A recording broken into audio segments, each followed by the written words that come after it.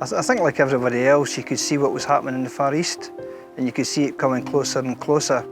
And when lockdown did come eventually to Scotland, it was a bit of a shock, and it changed everybody's life.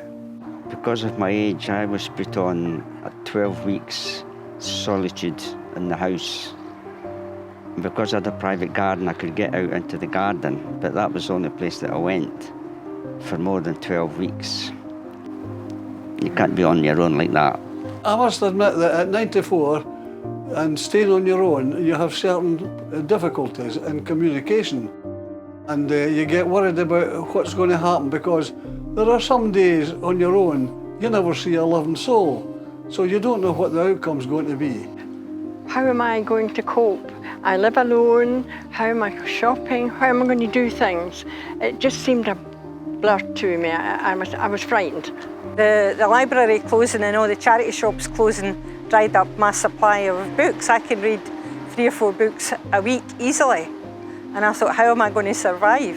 For myself, I was probably quite lucky because I was retired, so I didn't have any employment to worry about. So it hasn't been too bad, to be honest.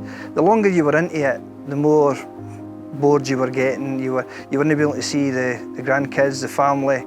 So it was hard. I wasn't sure what was going to happen, because it was just a thing shoved through the door. And when I asked that number, I was contacted by you then. Once lockdown had started in March, the club decided upon, albeit it is a community club, they decided upon a local initiative to help others.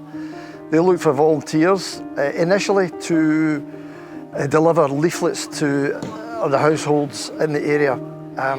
We did that, and I'm not entirely sure of the number, but it was in the thousands of leaflets we distributed throughout the area. I knew through social media, etc., the club had started a community help initiative. And initially, I thought, it's a great idea. And then I heard that they were going to start doing meals. And I thought, well, if they're doing meals, I maybe need some drivers for delivering and that. So that's when I got involved maybe a couple of months ago.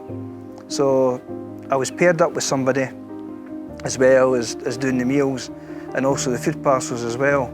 So it's kept me going. It's got me at the house, see other people, even at the doorstep.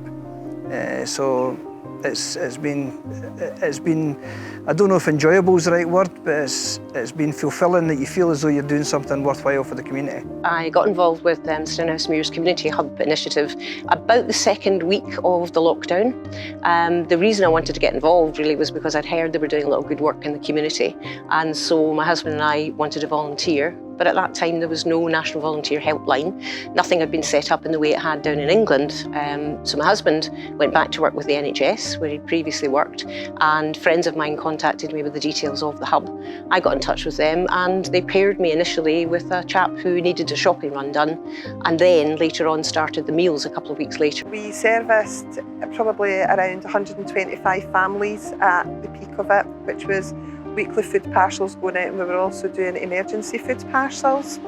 We were very much supported by the Warriors because we didn't have a lot of volunteer drivers at the time. A lot of the kids that I work with are from families who are struggling financially at the moment.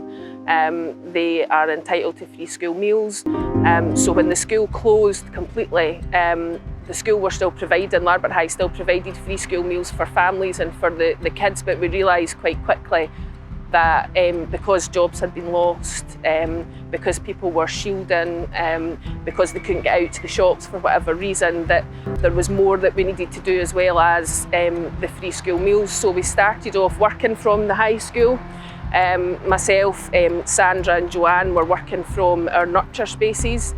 We were putting packages together, food parcels, but it was quite a small scale thing because it was really just for our kids that immediately needed, or our families that immediately needed support. We realised that Shona was working here at the pantry and that they were also providing food parcels, so we decided that it made more sense for us to kind of join forces The Warriors had been delivering a lot of our free school meals for us anyway, so it made sense for us all just to work together. It meant that the delivery that we would normally get for food could come here. It made it easier for us to socially distance. It made it easier for us to be able to kind of pool all our resources to make sure that the families got as best a parcel of food as they could get. Declan's team, that was just something out of the blue for me when I heard about it, and what they've done for us has been wonderful. The meals, etc., the shopping, anything you want, you would phone and ask them if they could do that for you, and they were there for us. They were marvellous. They'll always ring the bell and then say that there's stuff there, Mr. Scott. They just leave the line for me to pick up. You know, they don't come and touch me or anything, which is fair enough. But they're always very pleasant. Ask how I'm feeling, enjoy your meal, see you tomorrow. You sure you've got everything? So you couldn't fault them at all, no. Through the library service, I discovered that they had a befriender service going too. So I asked if I could become a befriender. And that's been great. Just because I've been shielded because of the drugs that I take, I felt a bit helpless and frustrated, but being able to join in and be a befriender has been able to give something back, and it's been great for me. And I think for the wee lady that I phone as well. They've been absolutely wonderful, the girls there. They bring along books. I think the first time I got 11 books, and when I've finished them, I just phone them up and they come and uplift them and bring me another batch, which has meant I haven't been without books at all during this lockdown, which has been absolutely brilliant. Not only the food, which is important, but meeting people like Kenny McLean and others, and people who have phoned me just asking how I'm doing and because of the circumstances. Lisa has been a lifesaver. She's not only supplied me with books, she's asked me what choice of book I would want, and she supplied that. She supplied a wee variation. Lisa even supplied some for the young lad that I foster. Not that he took us up on that, he wasn't keen on reading, but the books were there for him. Yeah, I think that loads of families have really appreciated it, and if we go into the doors, I've been to many different doors in the local area on the way around about Stennismoon, Garden Shore and all these different areas now better than ever, and the families that you go to the doors with, you can see it, and that they're so appreciative of the food and stuff that they get, and the parcels, and even the school lunches when we're doing them. The kids are buzzing when they get their lunch and stuff, things delivered, and you can see them looking out the window sort of for you coming and stuff like that as well, and obviously it must be making some sort of difference in them, otherwise they wouldn't really care or say thank you at all. But most people I've been getting out there have been saying thanks. I've been really appreciating it, and it's made a difference to them when they maybe can't get out the house and go and collect the food themselves. It's fantastic what they've done. I mean, initially, when I first heard about the initiative, the thing that really struck me was the fact that some of the trainers and team had given up their wages at the start of this to try and fund and help support the work they were doing, which, you know, in view of the circumstances economically everyone was facing, I thought was phenomenal. But secondly, just the sheer effort they have put in to make sure that people are constantly in contact, that they are following up with feedback, that they are trying different things. I think that's marvellous, and they deserve a huge amount of credit for everything they've done. I think it spells out exactly what Stennismuir Football Club is about. It's a friendly community family, and I'm very proud to be part of it. I think the club has done a wonderful service. Everything that they've been doing, they're supplying meals to so many. They're just doing so much that it's amazing how the community has pulled together during this time. For the community itself, I think a lot of people's appreciated what's been done by the club. There's been a lot of thanks and a lot of praise. I think as far as the meals are concerned, there's a big thank you to the chef who's produced the meals every week, and they're high standard, and everybody's really appreciated them.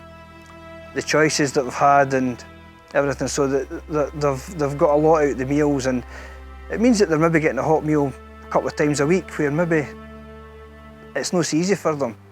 So no, it's been a great setup for the club, and I think for the community on ongoing, that there's hopefully going to be support there for those who need it. Well done, every one of you. I think it's really marvellous what you've done for the community. For Declan and everything they do as a group for you, we couldn't ask for any more. And it has made a big difference to me because I don't worry about it now. I've no worries at all now.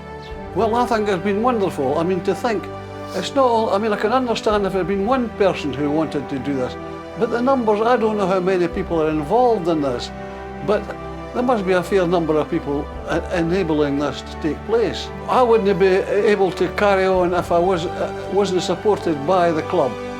And the people that's involved have my thanks, and I can't thank them enough.